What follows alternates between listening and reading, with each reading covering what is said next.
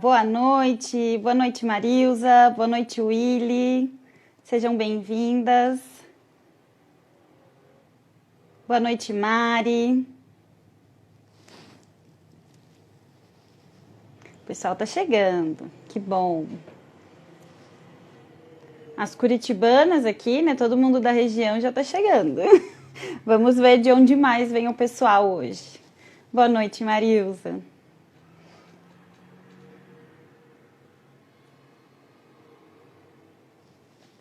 Tomar uma aguinha aqui. Enquanto aguardamos o pessoal ir chegando.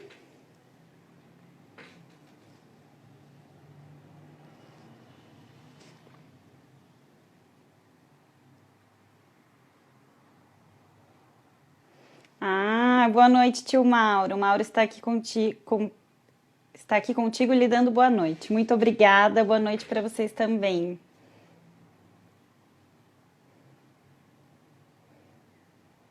Cadê esse povo hoje? Está cozido? O que está acontecendo nessa terça? Vamos lá, pessoal.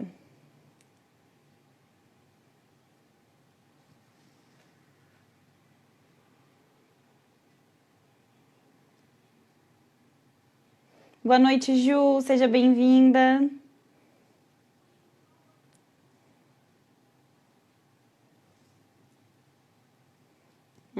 Boa noite, Joselma. Agora sim, estão chegando.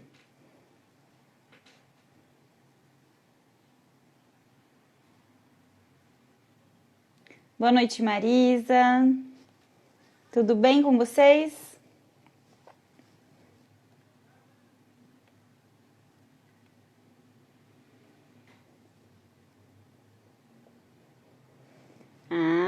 Boa noite, Darlan. Olha lá, a Ju falando que as amigas dela estão entrando. Então, sejam todos bem-vindos. Que bacana ter vocês aqui comigo essa noite. Como sabem, né, o tema de hoje nós vamos falar sobre autossabotagem. E eu gostaria de saber, claro que quem me acompanha viu que ontem eu postei um pouquinho sobre o que é autossabotagem, fiz uma postagem breve e hoje também, né, no convite para a live, mas quero saber se alguém aqui sabe o que é autossabotagem e se acha que pratica. Boa noite, Juliano, Ana, que eu acho que é Benemei. Sejam bem-vindos.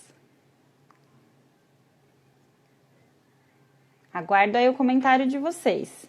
Se sabem o que é autossabotagem e se acham que fazem isso com vocês.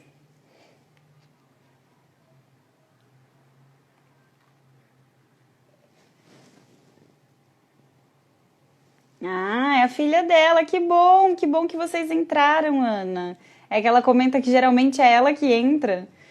Boa noite, Di. Tudo bem, amor?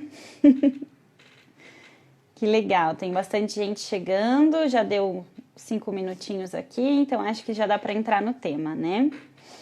Bom, se a gente olhar para trás, talvez encontre vários exemplos de situações, né? Onde, sem saber por quê, nem como, você vê que fracassou no caminho, que não conseguiu concluir e chegar na sua meta. E uma das possíveis explicações deste fracasso é a autossabotagem. E afinal, o que é isso? Tem as colegas psi chegando, a Lilian, Masa, Andressa, sejam bem-vindas e tamo junto, Ana. Daniela e Cristina, seja bem-vinda. Então, falei que eu vou falar agora, né, sobre o que é a autossabotagem na realidade. Por definição, a autossabotagem é quando a gente cria obstáculos, empecilhos entre o nosso desejo e aquilo que a gente quer alcançar. Então, é o processo de se autossabotar, né? Eu saboto a mim mesma. Sabe aquelas pessoas que a gente vê em filmes e que em algumas situações nos deparamos na vida, né? Aquela pessoa que sempre está armando, estrategiando contra o outro, para que o outro não consiga atingir os objetivos dele? Que sempre é um vilão, né? Nos filmes, na novela, em todas as redes que a gente vê. Nós somos esse vilão na nossa própria vida quando a gente se auto-sabota.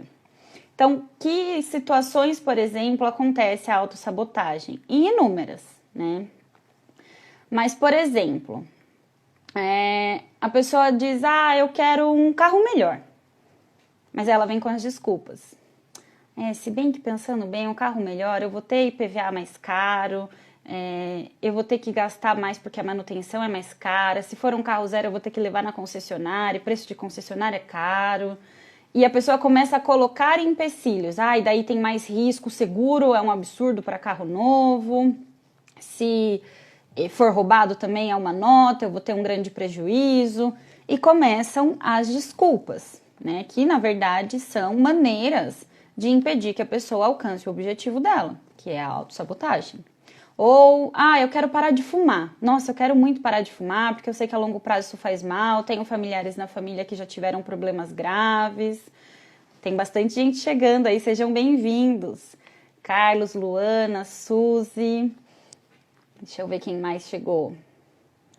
Nayara, Daniele, a Cacá, o Cacá. Eu achei que era a Cacau. Livingston, Tamires, sejam todos bem-vindos. Outro exemplo, quero parar de fumar. E aí a pessoa pensa assim, mas parar de fumar? Vai dar um trabalho. Eu trabalho com pessoas que fumam, como é que eu vou fazer? Ou, em casa todo mundo fuma. Não tem como parar de fumar num ambiente onde todo mundo fuma. Será que não tem mesmo? Se é esse o seu objetivo, se é essa a sua meta? Ou, por exemplo, a pessoa começa no segundo, terceiro dia, quando o calo aperta, porque aperta mesmo, né? Vai mexer com o emocional, vai mexer com o físico. A pessoa fala, se bem que agora não é a hora de parar, né? Eu não tô perdendo nada ainda, quando eu tiver velha eu paro. Se autossabota. Por quê? Não é o processo dela mudar de ideia, mas o processo de ela desistir de algo que é importante para ela. Isso é prejudicial, isso é autossabotagem. Quero emagrecer. E aí você fala, então tá, vamos mudar seus hábitos, né, para essa pessoa. Mas eu não gosto de fazer atividade física, eu fico com preguiça, depois eu fico muito dolorida e eu não gosto daquela sensação de ficar dolorida quando faz atividade física. Ou eu não consigo comer salada, sabe? Acho que salada não tem muito gosto de nada. Não consigo comer verdura. Quem que gosta de mato? Comer mato? O que eu quero com mato? Não quero emagrecer não. Vou ficar assim desse jeito, que dá muito trabalho emagrecer. Dá trabalho mudar a rotina? Com certeza, dá muito trabalho. Olha lá o Diego comentando. Esse é meu caso. No caso de parar de fumar, né? Boa noite, Suelen. Seja bem-vinda. Então, o que acontece? Tudo que a gente for fazer de novo vai dar trabalho. Mas se aquilo é algo que é importante para você e que em algum momento você escolheu traçar aquele objetivo, aquela meta, aquilo entra como algo que se torna meta de vida, certo? Seja para a saúde, seja para o seu bem-estar, seja para conforto. Ou, eu quero um relacionamento saudável porque até hoje eu sempre me senti frustrado nas relações. Aí você fala para a pessoa, olha, tem que melhorar o nível da escolha, né? Por exemplo, mas eu só arrumo quem não presta. Ou eu só me envolvo com quem tem ideais muito diferentes dos meus, e aí quando eu me dou conta disso, eu também não consigo terminar, porque daí a pessoa tá me fazendo bem, e eu, quando vejo, tô numa situação que tá se repetindo aquele ciclo de novo. Então, olha quantos exemplos eu trouxe de situações, tanto internas quanto externas, né? De desejos. Seja de conquistar bens ou de mudar sua própria vida. Mas o que acontece? A autossabotagem representa o inimigo dentro de nós mesmos, né? Aquele vilão que eu falei, lá das artes, né? Do cinema, da TV, nós somos esse vilão quando a gente está se autossabotando. E claro que de alguma forma ela nos protege, né? A autossabotagem, ela protege principalmente do fracasso a curto prazo. Só que ela também nos protege do sucesso, ela impede o êxito, porque a gente nunca vai alcançar aquilo que a gente se propôs a fazer, porque ela vai impedir que isso aconteça. Através do quê? Das desculpas. E não que essas desculpas não sejam verdadeiras. Por exemplo, a pessoa que quer emagrecer, mas não gosta de salada. Pode ser uma verdade que ela não gosta, mas se ela quer emagrecer, ela vai ter que mudar alguns hábitos. Talvez algum desses seja introduzir alguns alimentos que ela não... Talvez ela nem conhece alguns outros alimentos ou maneiras de fazer esses alimentos diferentes, para ter um sabor diferente, para ela entrar em contato com algo que é saudável para nutrir o corpo dela. E fica mais difícil ainda quando essa meta é motivada por padrões estéticos, por exemplo, ou por padrões externos. Eu quero ter um carro novo porque fulano tem um carro novo, porque só eu não tenho um carro novo. Então, isso vai ficar difícil se aquilo não é um valor para você. Mas se, por exemplo, emagrecer para você é uma questão de saúde e não somente de estética, também não tem problema se for só estética, né? Mas se aquilo é algo além do desejo e se torna algo necessário, e ainda assim a pessoa está inventando desculpa ou se justificando com as desculpas, é autossabotagem. E em muitos momentos das nossas vidas, a gente se autossabota. E lá no final, eu vou fazer a autoanálise com vocês, mais para o final, para a gente entender que momentos são esses e fazer uma reflexão se ainda estamos nos autossabotando, né? Ou em que situações nos autossabotamos. Então, o que acontece? A pessoa que boicota a si mesma cria travas ou freios e inconscientemente ela diz, eu não vou poder, quando tem que enfrentar alguns momentos difíceis. Então, como eu falei, né, na hora que o calo aperta, ela acha que ela não dá conta. E aí a pergunta é, o que tá te incomodando? Então, é a minha alimentação, eu preciso comer de maneira mais saudável. Então muda. É só mudar a maneira de se alimentar e de olhar para o alimento, de como você se relaciona com o alimento na sua vida. É fácil? Não. Mas também não é uma coisa que é difícil no sentido de, eu vou ter um trabalho que eu não vou dar conta. Não. É algo que você vai ter que mudar alguns padrões de comportamento. Mas não quer dizer que vai ser ruim, né? Não, o que eu quero mudar é aquela bagunça. Meu quarto vive bagunçado e eu não suporto mais chegar. Eu chego do trabalho, eu chego da escola e tá lá aquele quarto bagunçado. Eu preciso mudar esse quarto. E você arruma esse quarto? Porque é simples, né? Muitas vezes a gente não faz o simples, que é arrumar. Então, quebrar um padrão. Por que esse quarto sempre está bagunçado? Porque sempre você continua bagunçando, não o mantém organizado. Então, passar a mudar o comportamento. E de verdade, uma simples mudança, um esforço diário, às vezes mínimo. Então, nesse caso do quarto ao invés de chegar e jogar o casaco na cadeira, o tênis para um lado, o óculos jogado, cada objeto que você usa, você chegar e jogar pelo quarto, espalhar, você já chegar e colocar no seu devido lugar. Então, tirou o calçado, principalmente agora em tempo de pandemia, né? Tirou o calçado, já limpa e guarda no lugar dele. Tirou a roupa, não vai colocar para lavar? Pendura já o casaco, dobra a calça, organiza. Mas isso tem que ser criado uma rotina. E essa rotina é a parte que teoricamente dá trabalho porque é novo. No início vai ser algo novo que vai dar trabalho e depois vai se tornar rotina. E aí vai ser a nova rotina, não vai ser um trabalho eterno, né? A gente está falando de algo de adaptação. Então é um tempo. O primeiro mês é sempre o mês mais crítico para adaptação, mas existem até estudos que comprovam que para a gente criar hábito, criar rotina, precisa do tempo de 21 dias. Então, 21 dias praticando um novo hábito, você cria um hábito novo. Então, isso é muito bacana também, que não é um mês. Em apenas 3 semanas a gente já consegue obter resultados. A Joselma comentou, e quando alguém é dependente químico e sabe o que precisa mudar e não consegue? Parece uma paralisia, uma sabotagem para a doença. O que leva a isso? No caso da doença, né, falando da dependência química especificamente, ela é uma doença biopsicossocial. Então, ela vai envolver o seu biológico, o seu psicológico e o ambiente onde você cresceu e onde você está inserido até hoje. Então, os ambientes que você frequenta, a sua casa, trabalho, os amigos, se vai à igreja, os amigos da igreja, o que influencia aí no seu convívio. E, para a dependência química, é algo até mais complexo nesse sentido, porque a própria doença é manipuladora, né? Não é só o doente que se torna manipulador. E ela vem de várias maneiras para boicotar mesmo a recuperação, porque o corpo pede aquilo, é a zona de conforto. É ali que ele se anestesia, é ali que você não precisa enfrentar as coisas, é ali que tudo fica agradável, teoricamente, né? Depois vem o prejuízo, mas na hora o sistema de recompensa é imediato. Só que o resultado danoso vem horas depois ou às vezes dias depois.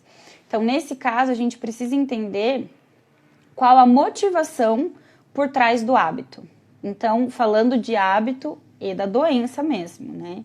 O que te motiva a continuar para essa pessoa, né? O que a motiva a continuar fazendo uso, mesmo tendo prejuízo? Será que esses prejuízos não estão sendo altos o suficiente? Ou será que essa pessoa está num estado de zona de conforto que ela não consegue realmente abrir mão do pequeno prazer que ela tem ali no imediato, mas a longo prazo tem esse prejuízo? E aí entender. Claro que com a live até o final a gente vai ver muita coisa que vai ajudar em relação a esse entendimento, Juscelma. E eu acho que pode te ajudar a tirar essa dúvida também, tá bom? Boa noite, Lê. Acabou de chegar aqui a Lê Nega, minha amiga. Seja bem-vinda. Então, se é isso que está te incomodando, faça um esforço diário. Você vai ver que os sintomas vão amenizando, né, do incômodo. Então, seja a dependência química, vá diminuindo o consumo. Seja através da redução de dano, seja através de um... Aqui a gente fala internamento, né? O pessoal de São Paulo fala internação. Eu falo internação. Mas aprendi a falar do jeito daqui. Então, procure uma intervenção profissional para que você consiga tratar as suas dificuldades nesse nível que a gente está falando de uma doença, que não é só comportamental, ela também é física e biológica, né? Psíquica também. Então, às vezes o que está incomodando é algo que exige um esforço tão pequeno, mas que a gente não faz. E quando a gente faz, a gente fala, nossa, como valeu a pena. Uma semana que eu passei organizando o quarto, por exemplo, para não acumular bagunça, no final de semana tá tudo tranquilo, tá aquela sensação de você chegar do trabalho, o ambiente tá arrumado, e aquilo não te incomoda, aquilo te gera bem-estar. E aí é que tá, por que a gente não faz isso? Muitas vezes. Por exemplo, uma pessoa que tem vários projetos, né, mas que vai deixando de lado. Vai deixando para depois, cada vez mais. Cada dia que se passa, ela vai adiando ali, né? Isso vai deixando ela frustrada com ela mesma. Não é com os outros, mas porque ela continua com aquele propósito e ela não está conseguindo fazer aquilo que ela deseja, né? Por que ela não usa meia hora do dia dela para conseguir se organizar e fazer isso? Então, por exemplo, eu quero aprender a estudar inglês. Por que a pessoa não se dedica 30 minutos por dia para estudar o inglês? Sendo que é algo que ela vai fazer num período curto diariamente, mas que a longo prazo isso pode deixar ela feliz por dias, por meses, por anos, se é o sonho dela, se é o desejo dela. Eu quero ir para fora daqui 2 anos, então preciso começar a estudar inglês agora. Comece, porque 2 anos vão passar de qualquer jeito, você fazendo agora ou não, você aprendendo inglês ou não. Mas aí é que tá. A gente fica horas, por exemplo, no dia a dia, né? Agora muito mais com o isolamento, e porque aumentou o consumo de internet, o consumo das redes sociais. Então a gente fica horas navegando pela internet diariamente. Por que a gente não passa parte desse período dedicando esse tempo a adquirir um aprendizado, a alimentar um sonho? Porque ali você está consumindo conteúdo vazio, né? Não tem nada de útil na maioria das vezes, e aí tem vários sonhos, projetos, objetivos que você deseja alcançar e que estão estagnados, enquanto o seu tempo... Aí a pessoa fala pra mim assim, isso acontece muito nos atendimentos, né? A pessoa vem buscando mudança e aí eu passo uma tarefa, por exemplo, para ela fazer durante a semana, e aí chega na próxima sessão e pergunto, e aí, como que foi? Conseguiu fazer e isso e aquilo, e vou tentando entender. Então é que não deu tempo, é que isso, é que aquilo. Sempre tem uma desculpa. E, às vezes, no processo mesmo de mudança, né, principalmente no acompanhamento psicoterápico, não acontece da noite para o dia, né? Porque eu passo uma tarefa para o paciente hoje que ele vai chegar semana que vem bonitinho. Tem paciente que é muito dedicado e muito aplicado, que você consegue ter uma evolução muito rápida porque ele faz mesmo. Só que para ele ter condições também de fazer... Todos nós, para termos condições de fazer, a gente precisa estar num equilíbrio com outras coisas também. Porque essa pessoa que quer parar de fumar, não é só o parar de fumar. ela precisa observar o ambiente no qual ela está inserida e pensar em estratégias para combater isso. Seja fazer um acompanhamento profissional com médico, com psicólogo ou qualquer outro profissional que possa ajudar em relação às emoções que essa pessoa vai ter quando parar de fumar e também aos sintomas físicos, né, da abstinência mesmo do cigarro. Mas pode ser também apenas uma falta de planejamento no dia a dia, de sentar e fazer, né, de olhar para aquilo que você deseja fazer e dedicar um pouquinho de tempo para aquilo. Não precisa ser 3 horas por dia.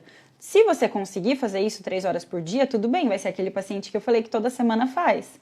Se você não conseguir, mas hoje você fez 15 minutos, amanhã você fez 20, outro dia você não fez, mas no outro fez 30, você está conseguindo, no seu tempo, com as suas condições e de acordo com a sua necessidade para atingir aquele objetivo. Mas o problema é que às vezes a gente não faz, a gente só quer chegar lá naquele resultado sem ter feito nada pelo caminho, né? Eu vou ficar aqui paradinha e eu desejo alcançar aquele objetivo. Como se a situação fosse se materializar a quilômetros de distância, chegar até mim num passe de mágica. Isso não vai acontecer, né? Nunca vi acontecer, pelo menos. Se alguém viu, comenta aí comigo, por favor. E o que acontece? A autossabotagem também pode ser descrita como a combinação de sentimentos e pensamentos negativos. Eu já falei em outras lives que eu não gosto muito do termo negativos, né? Mas negativo nesse caso seria a insegurança, medo, a projeção. E esses sentimentos negativos vêm acompanhados de comportamentos autodestrutivos. Então, o que acontece? Esse autodestrutivo é o quê? Eu estou destruindo a mim mesma. Eu estou destruindo a minha autoestima, eu estou destruindo as minhas crenças, eu estou destruindo tudo aquilo que eu desejo realizar. Vocês estão comentando aqui, sim, a lâmpada mágica do gênio. A varinha mágica, a lâmpada mágica, bem que podia mesmo. Mas eu acho que não faria sentido estarmos aqui, né? Se existisse a varinha mágica, a gente nem precisava estar aqui, porque estava tudo resolvido. Haja varinha mágica para tantos desejos e sonhos que nós enterramos ao longo da vida, né? Tem algumas perguntinhas aqui. Eu só vou continuar essa parte e já respondo as perguntas, tá? Então, esses pensamentos e sentimentos negativos vêm acompanhados de comportamentos autodestrutivos, como eu expliquei, que sou eu destruindo a mim mesma quando eu me saboto. É você destruindo você mesmo quando você se sabota. E pode ser uma tática de nos proteger, de sermos feridos ou fracassados, ou até mesmo para evitar frustrações ou qualquer tipo de descontrole, né? Então, por exemplo, a pessoa vai parar de beber, consumiu álcool. E aí o cérebro dela pensa o quê? Nossa, mas se ela parar, ela não vai ficar bem, porque a gente precisa disso aqui, o cérebro pensa. E aí ele tenta mandar a mensagem que não, toma só um golinho, só um golinho, só um golinho. Por quê? Porque ele acostumou com aquilo, ele quer aquilo. Então, para que não haja um descontrole com a abstinência, ele quer ter um pouquinho do controle, um pouquinho da ingestão do álcool, para ele ficar bem, para ele achar que não vai perder o controle. Quando, na verdade, esse controle já não existe a partir do momento que a pessoa bebe só um golinho. Só um golinho pode se tornar um golão, pode se tornar um garrafão e assim vai. Então, esses hábitos são muito prejudiciais e esses comportamentos autocríticos nos impedem de sermos felizes, de criar, de viver a vida que a gente deseja, a vida que a gente sonha para nós, né? E aí tem algumas perguntas aqui, né? A Ana comentou, primo, o TDAH influencia a autossabotagem? E aí tem outra que é muito parecida. A depressão e a ansiedade influenciam muito nessa questão de não conseguir fazer certas tarefas simples? Todo transtorno mental influencia, sim. E o que acontece? Na depressão, a pessoa realmente demonstra uma falta de interesse, e essa falta de interesse não é só psíquica, ela é física, né? A pessoa tenta, às vezes, fazer coisas, ela se propõe a fazer, então, por exemplo, não, hoje eu vou limpar a casa. E aí ela começa, e quando ela vê, ela não terminou nem de varrer o primeiro cômodo, e ela já tá cansada. Então, o corpo dela não reage como de uma pessoa que não tem depressão. Mas a ansiedade e o TDAH, para quem não sabe, é transtorno do déficit de atenção e hiperatividade. A ansiedade faz com que a gente fique acelerado, que em certo ponto é muito parecido com o TDAH, né? Por isso que eu estou respondendo as duas juntas. E o que acontece? Vai fazer com que a gente não fique focado no agora, com que fique focado no que está acontecendo daqui a pouco, né? Então eu tô aqui na live, o que eu vou fazer depois da live? Depois eu tenho que jantar, depois que jantar eu tenho que editar o vídeo, depois de editar o vídeo eu tenho que fazer a arte da capa, depois da arte da capa eu tenho que programar o vídeo. E aí eu não durmo, não termino a live, primeiro que eu não vou ficar com a cabeça aqui na live. Aí eu vou pensar, será que o YouTube vai carregar? Porque tem hora que ele demora, tem hora que ele trava. Será que eu vou conseguir fazer? Será que eu vou estar muito cansada? Que horas eu vou jantar? Que horas eu vou dormir? Como que vai ser? Da meia-noite, 1h a pessoa não fez nada, porque ela tá pensando no depois, e ela não conseguiu fazer o agora, não viveu o presente, né? Ela só vive o amanhã, no caso da ansiedade. No caso da depressão, a pessoa vive o ontem. Ela não consegue viver mal e mal esse segundo. Por quê? Porque o peso que ela traz é de tudo que está acontecendo no passado. Então, tudo que já aconteceu e que acabou de acontecer. Então, se ela foi tentar varrer a casa e ela não conseguiu, isso vai trazer uma tristeza muito profunda para ela, que vai impedi-la muitas vezes de tentar varrer de novo, porque ela sabe que ela vai se sentir cansada daquele jeito. Já em relação ao TDAH, o que acontece? Seja criança, adolescente ou adulto com TDAH, a pessoa tem um déficit de atenção, como o próprio transtorno diz, e esse déficit vai prejudicá-la no sentido de se concentrar.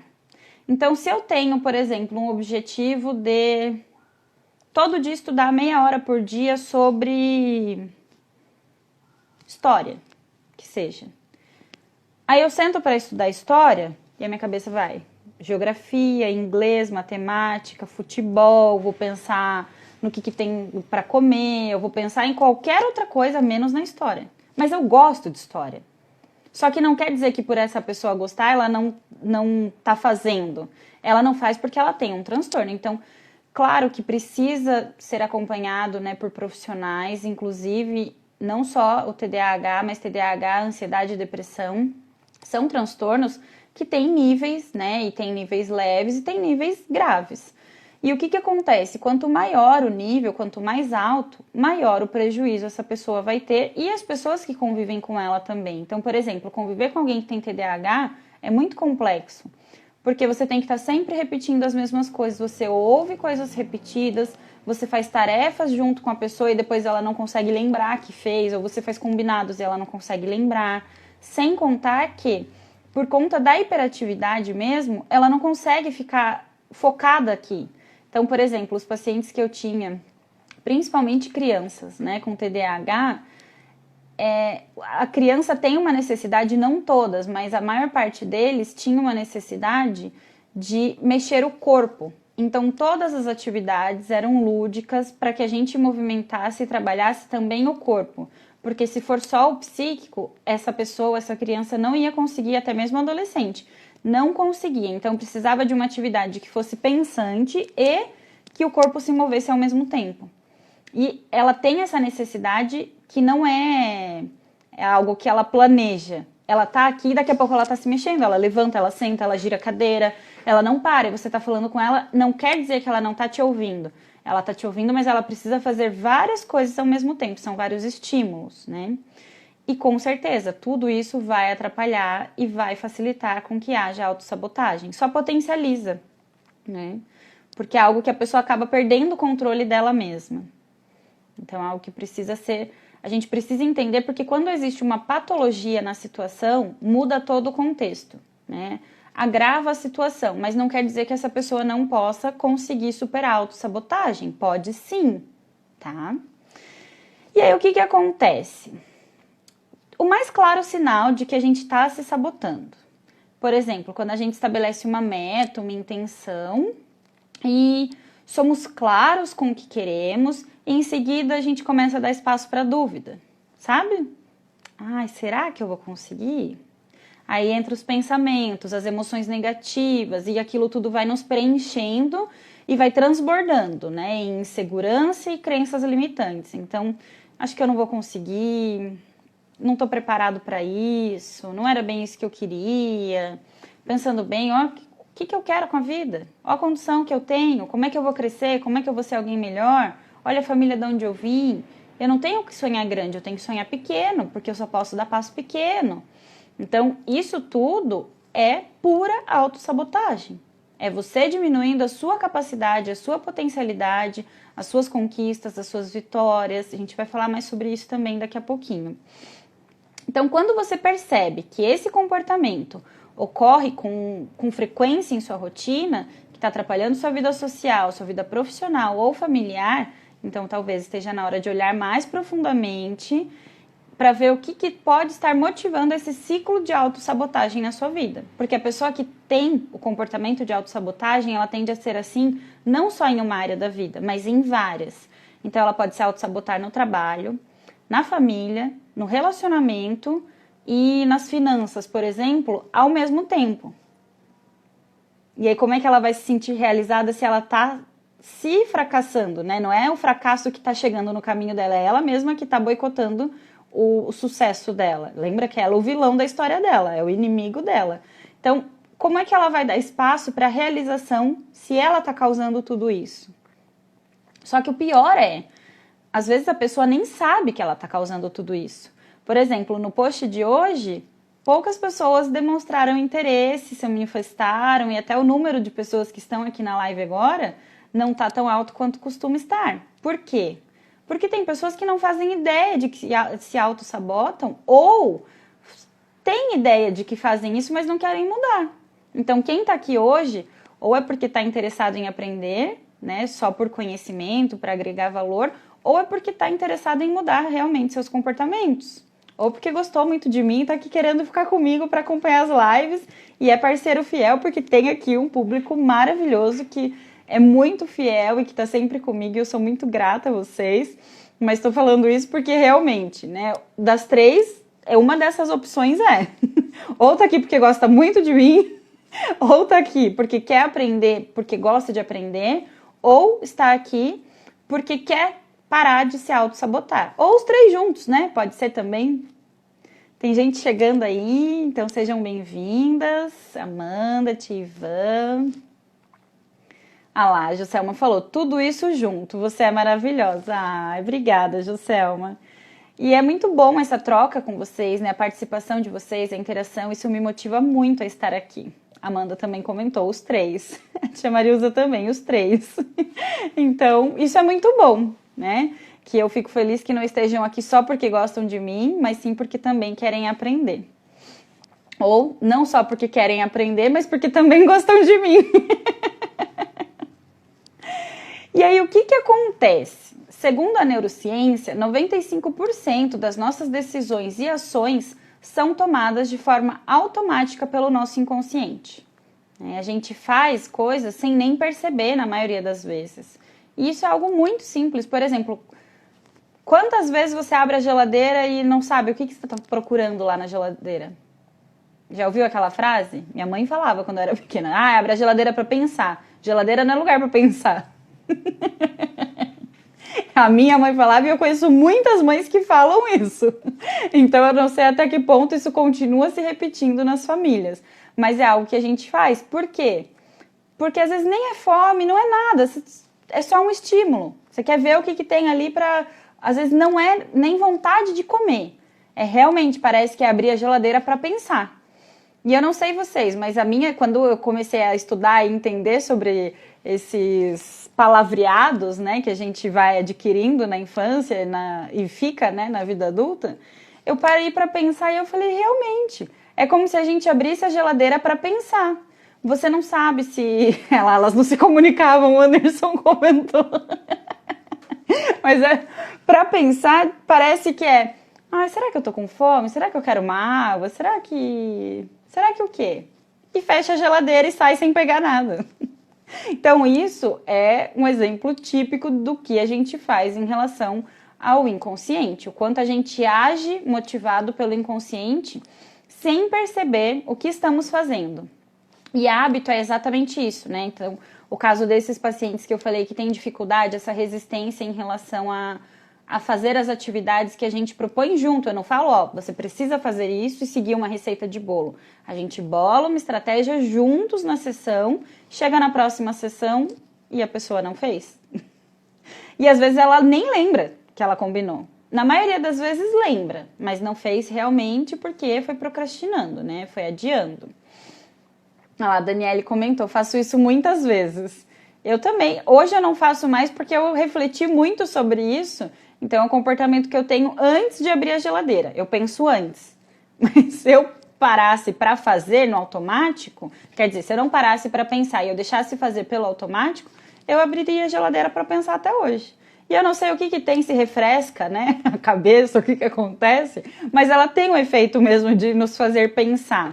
Porque eu acho que é um momento que você sai de si para olhar um estímulo visual, que tem vários estímulos, na verdade, né? Não é um único. Você abre a geladeira e tem um monte de informações que não estavam expostas ali. E de alguma maneira você começa a introjetar pensamentos que não tem nada a ver com aquilo, mas que aquilo te conecta a você mesmo. É como se aqueles estímulos visuais te desconectassem do mundo externo para te conectar consigo mesmo. É muito louco isso. Acho que eu preciso estudar mais sobre o fenômeno de abrir a geladeira para pensar, porque eu fiquei bem curiosa sobre isso. E aí, o que acontece? Quando a gente age de maneira automática, muitas vezes as crenças disfuncionais em relação à autoimagem, com pensamentos negativos que te fazem acreditar que você não é merecedor ou merecedora das suas conquistas, podem subestimar a sua capacidade de lidar com a vitória. Pode prejudicar a sua autoconfiança e aí pode fazer com que, diante de situações pequenas, você não consiga agir e que você passe a não ter controle da sua própria vida. Por quê? Porque o que acontece? Quando eu acredito que eu não sou capaz, eu não consigo dar o meu melhor porque eu não consigo fazer o meu melhor. Porque eu já estou começando aquele projeto pensando que eu não vou dar conta. E de fato eu não dou, porque eu não tenho a energia da motivação para fazer. Eu não me sinto desafiada, eu não me sinto motivada. Eu sinto que eu tô querendo fazer um negócio que não é para mim. Então eu não vou fazer, eu não vou gastar energia. O meu corpo vai sentir que não deve fazer, porque é uma comunicação com o completo, né? A nossa mente, o corpo e o espírito. Ah, que linda, minha tia falando. Sua avó está amando te assistir aqui comigo. Um beijo, vó. Amo a senhora. Minha avó nunca esteve aqui com a gente, primeira vez. Seja bem-vinda, vó. E aí, quando a gente tem isso, muito importante a contribuição da minha tia e da minha avó nesse momento, porque essas crenças disfuncionais em relação à nossa autoimagem, à nossa autoestima, à nossa capacidade, os pensamentos negativos, na maioria das vezes são crenças herdadas. E herdadas que eu digo não tá no nosso sangue, né? Ninguém foi lá e injetou no primeiro familiar. Mas o que aconteceu? Por pessoas que vieram dos nossos antepassados que acreditavam que não podiam ter uma vida melhor, até porque as situações eram muito piores, né? Eram 10 pessoas que tinham muito dinheiro e o resto da população muito pobre. E isso vai sendo passado de geração para geração, como crença, como cultura, como raiz mesmo. E aí muitas pessoas alimentam isso dentro delas. Mas nós temos hoje inúmeros exemplos de pessoas que romperam com esses padrões, que romperam com essas crenças limitantes. Por quê? Porque acreditaram que elas podiam, porque acreditaram que aquilo que disseram para elas não podia ser a única verdade. E por que eu estou dizendo isso? Porque a nossa autoestima também vem como herança dos pais. A criança, né, aprende a se amar de acordo com o amor que ela recebe dos pais. E não quer dizer que quem tem autoestima baixa não recebeu o amor dos pais, mas quer dizer que esse amor não foi introjetado dentro dela. Não que os pais não tiveram a capacidade de amar, eles amaram do jeito deles, mas a criança não conseguiu receber e internalizar isso e solidificar essa autoestima dentro dela. Então, o que acontece? Ela não consegue se ver com a grandeza que ela tem. Ela sempre se vê como inferior. A gente vai falar mais sobre isso também. A Marisa comentou aqui, me autossaboto muito no meu emagrecimento. Eu falei sobre isso no início, Marisa.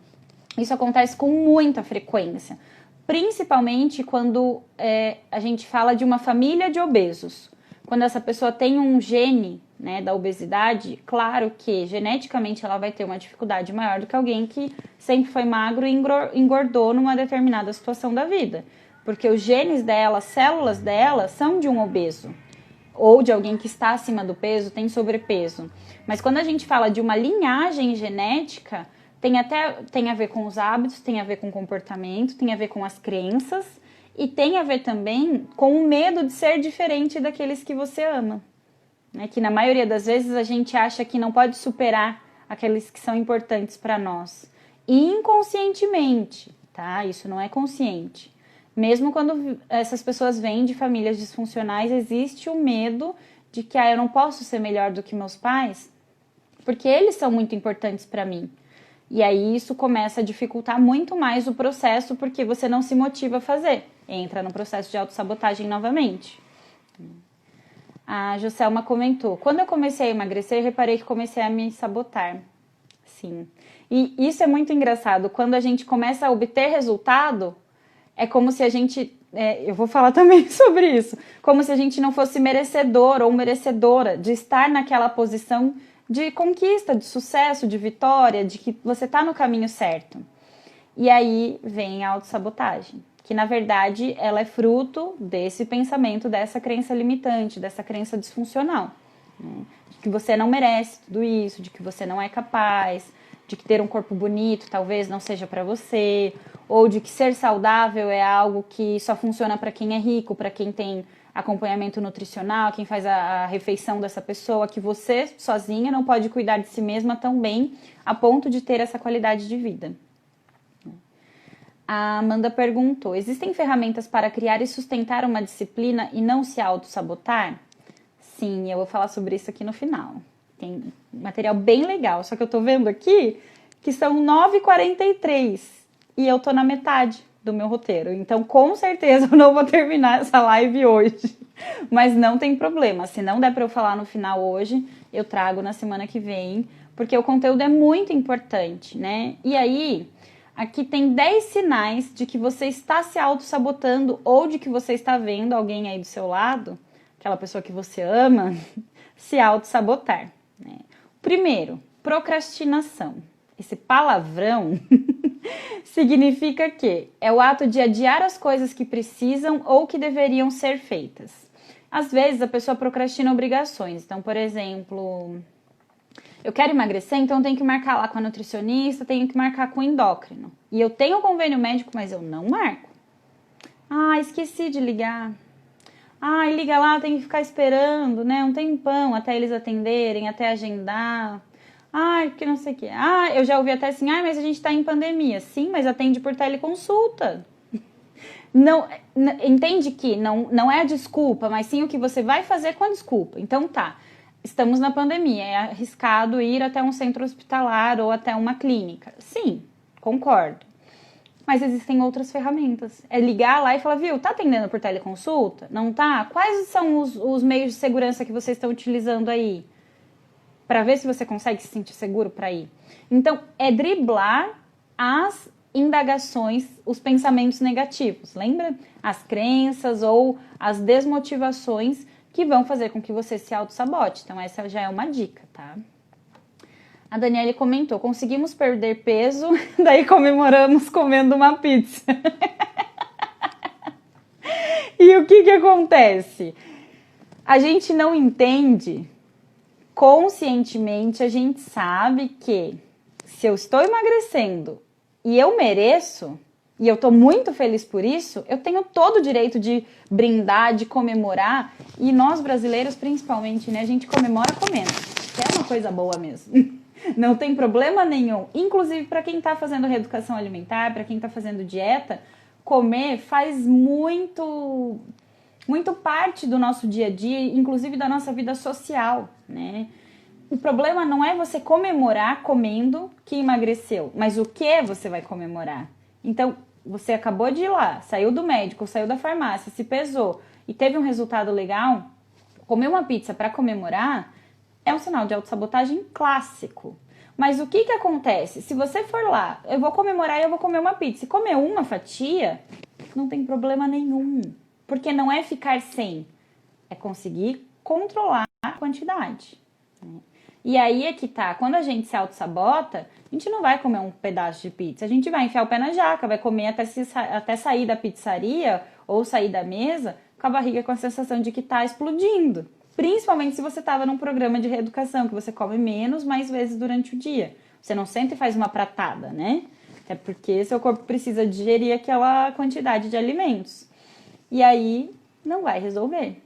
Mas, de certa maneira, a gente tem que pensar no processo. Então, dentro de um processo, isso não está errado. Tá tudo certo, né? Por quê? Porque você emagreceu. Comer a pizza hoje não vai anular todo o esforço que você teve, os resultados que você teve até hoje. Mas é amanhã recomeçar? Eu comi a pizza hoje, amanhã eu começo o meu cafezinho do jeito que eu estava fazendo, almoço, café da tarde, janta, os lanches. Para quê? Para que você entenda que às vezes um deslize faz parte. Mas que você fazer isso conscientemente é uma coisa. Agora, fazer inconscientemente é que está o problema. Porque se eu não tenho a consciência, é autossabotagem. Agora, se eu escolho, não, eu vou sair comer uma pizza porque eu tô com muita vontade e eu mereço. Mas eu vou comer um pedaço. Porque eu mereço, mas eu não quero perder meu objetivo, eu não quero perder o meu foco. Aí sim é conquista. E isso é muito bacana de ser construído, porque faz com que a gente consiga atingir mais e mais rapidamente as nossas metas, os nossos objetivos. O Anderson comentou aqui, assunto bom, passa rápido. É verdade. Falta 10 minutos para acabar praticamente a live e eu nem vi. Eu fui olhar porque eu falei que ia passar o conteúdo, né? E a procrastinação entra bem nesse exemplo que eu estava dando, por exemplo, da alimentação. Por quê? Se eu descobri que eu emagreci, atingi a meta desse mês, por exemplo, e saí para comemorar e comi uma pizza, aí no dia seguinte eu deveria o quê? Retornar ao meu programa alimentar, ao meu projeto, ao meu objetivo, à minha meta. Se eu não retorno no dia seguinte ou na refeição seguinte e eu começo a adiar esse retorno, eu estou procrastinando. E se eu estou procrastinando, eu estou me auto-sabotando. O período em que a gente procrastina é autossabotagem. Não estou dizendo que 100% das vezes que alguém procrastina é autossabotagem, mas muitas vezes a procrastinação vem acompanhada da preguiça. Sabe, a Pri, aquela amiga, parceira, a dona preguiça? Então, ela faz com que a gente se auto-sabote muitas vezes. Então, eu tinha que caminhar, mas eu tô com uma preguiça. Hoje eu não vou. Autossabotagem. A preguiça vai vir, você indo caminhando ou não. Você ir caminhar ou não. O sono vai vir, você indo fazer ou não. O cansaço vem porque você está produzindo, você está tendo uma vida ativa. Vai vir. Mas entende que você vai se sentir cansado fazendo ou não. Então é melhor fazer. Você vai ter preguiça fazendo ou não. Então é melhor fazer. Porque fazendo você vai estar mais próximo de chegar no resultado que você deseja. A Joselma vai treinar na academia e depois vai comer um x-salada. Existem hoje, né, muitas receitas fit, muitas receitas que não precisa necessariamente ser low carb, sem carboidrato, mas que são receitas que nos permitem comer algo nutritivo, prazeroso de comer, que seja gostoso de comer. Então, sei lá, dá uma caprichada no queijo. Eu, particularmente, adoro queijo. Então, quando eu quero uma coisa assim mais gorda, tô com vontade, eu quero queijo. Tipo, legumes coberto com queijo.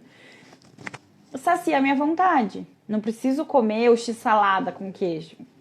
Mas isso é troca, né? Você vai acostumando o seu paladar, você vai acostumando o seu cérebro, você vai se doutrinando, se vigiando, se policiando. E sempre olhando lá pra frente. Onde eu quero chegar? Então, se a sua meta eu quero emagrecer 8 quilos, eu emagreci 2, ótimo, emagreci 2, isso é muito importante, mas eu ainda tenho mais 6, então eu não posso falhar agora. E se eu falhar uma vez, 2 vezes, 3 vezes, não importa, eu vou recomeçar 3, 4, 5, 10 vezes, mas eu vou chegar onde eu quero. Então, isso é autodeterminação. A Joselma comentou também, amo queijo. É muito bom, né? Eu não entendo as pessoas que não gostam, porque o meu paladar gosta muito.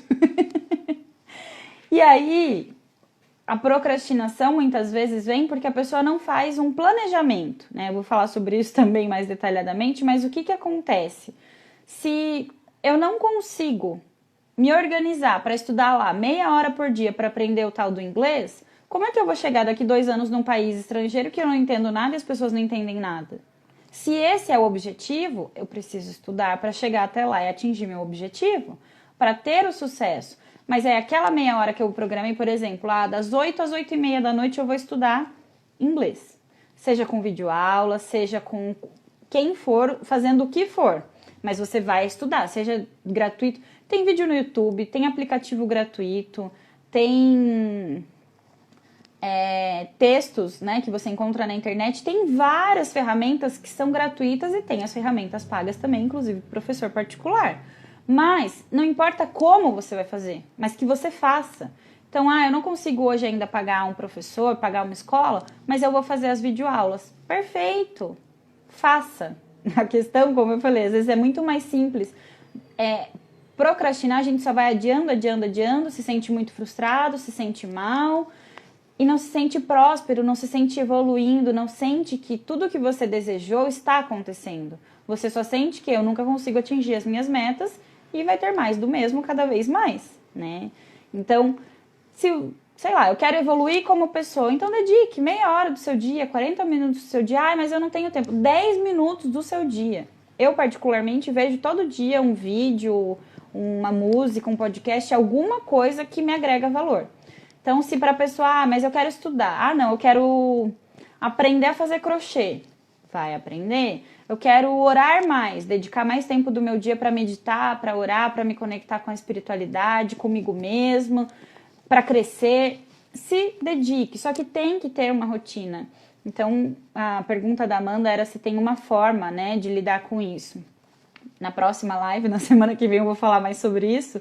Existe essa forma, sim, e a gente precisa olhar para tudo isso e entender. Então, são 10 sinais, eu só consegui falar um até agora, que é da procrastinação. Eu acho que fica para a semana que vem todo o restante do conteúdo, porque é muito amplo, né? A gente está falando aqui de vários comportamentos, seja em relação a como você se vê, como você vê o mundo, como você trouxe isso da sua família, como você é reforçado nisso no seu trabalho. Então, tem muita coisa aí que a gente precisa olhar. Então, eu acho que para a semana que vem fica legal eu trazer o restante do conteúdo, né? Mas vou dar um spoilerzinho aqui para vocês, só para quem tá ao vivo. Não, quem tá no YouTube amanhã, que o vídeo vai para lá, também vai assistir. Então, o pessoal do YouTube também tem esse direito. Que às vezes tem pessoas que falam, mas eu não tenho Instagram, eu não uso rede social, mas o YouTube eu acesso. Então, eu sempre coloco os vídeos lá, né? Toda quarta. Então, vamos ver. Os 10 sinais de que você está se auto-sabotando. O primeiro deles é a procrastinação, que eu já falei.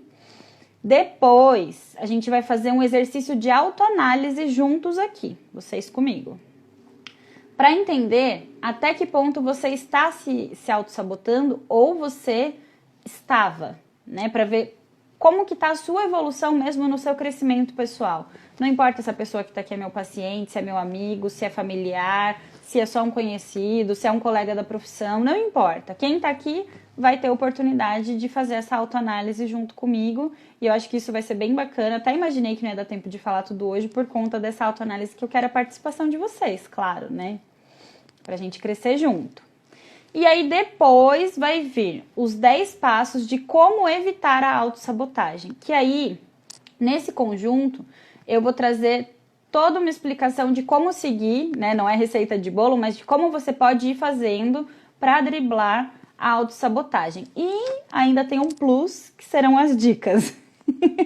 Mas vou dar um spoiler aqui. De certa forma, faça mais daquilo que seu coração e mente se sintam preenchidos, se sintam felizes. Reserve um tempinho no seu dia, né? Não precisa ser muito, como eu falei, mas reserve esse tempo para você, para cuidar de você, para dedicar às suas metas, aos seus objetivos, aos seus sonhos, para tornar sua vida mais prazerosa e você se sentir mais realizado. E se você tem alguma comorbidade, algum transtorno, né, no sentido psicológico, então seja TDAH, depressão, ansiedade, síndrome do pânico, que é um tipo de ansiedade também, seja o que for.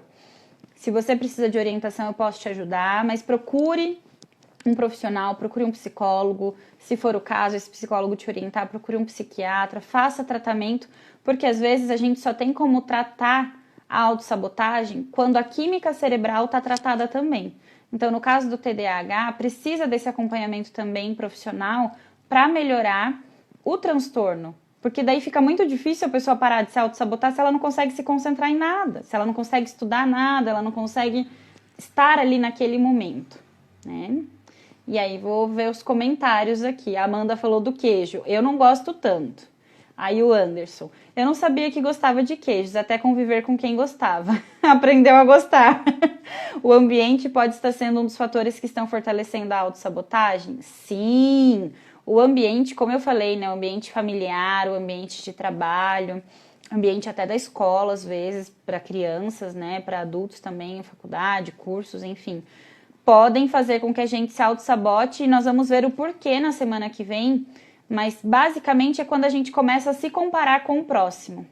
Seja no sentido de que eu não posso ter o que ele tem porque ele tem mais condições que eu, ou eu não posso ser melhor do que os meus pais, do que as minhas pessoas que eu amo, porque isso vai frustrar essa pessoa se eu for melhor do que ela, tá? Então tem uma série de coisas aí que a gente pode desvendar juntos. A Amanda falou, eu quero. Anderson, legal. Que bom que estão gostando. Obrigada, você é demais, amo. Parabéns, Roberta. Ai, que lindos. Adoro esses comentários, me deixa muito feliz. Eu encerro a live de terça com uma energia sempre muito boa, muito contente, muito grata. E agradeço muito a presença de vocês aqui comigo para mais uma live de terça. Tiva comentou, amei o assunto de hoje. A tia Marilza também. Esse tema é maravilhoso, Roberta. Nos fez refletir muito. Obrigada, parabéns. Beijos nossos, Marilza e Mauro. Daniela, as palminhas. Eu que dou palminhas para todos vocês que estão aqui, que interagiram, que participaram, que se exporam, contaram um pouquinho da vida de vocês. Agradeço sempre essa troca, essa contribuição. E é para isso que eu estou aqui, né? Para somar com vocês. A Ana comentou, prima, Deus te abençoe, ótimo tempo. Amém, que Deus abençoe todos nós, muito bom, e é muito bom a gente crescer junto, né, quando a gente cresce junto, essa energia se expande e vai transformando mais pessoas, porque a ideia é que vocês espalhem esse conteúdo por aí, então veio aqui, aprendeu? Comenta, curte, compartilha, não só nas redes sociais, mas na vida real também, né, comenta com quem está do seu lado, incentiva quem está do seu lado, traz para aprender, manda o vídeo, ou só conta o que você aprendeu aqui, mas a ideia é trazer mais pessoas para o conhecimento daquilo que nos fere para que a gente se livre disso, né? Para que a gente aprenda a viver melhor com a gente mesmo, com quem está ao nosso redor. A Lei comentou, adorei, Rô, muito bom, parabéns. A Marisa, adorei você. Vim por uma amiga, que bom, Marisa, seja sempre bem-vinda. Todas as terças, às 21 horas, temos live aqui no meu canal, tá bom? A avó também gostou, queria mais. Ai, vó, semana que vem tem mais. Eu aguardo a senhora também, hein? A Daniele comentou, também vim, Marisa. Acho que vocês vieram através da Ju, né? Então, agradeço o contato da Ju também, por indicar meu trabalho aqui para vocês. Contem sempre comigo.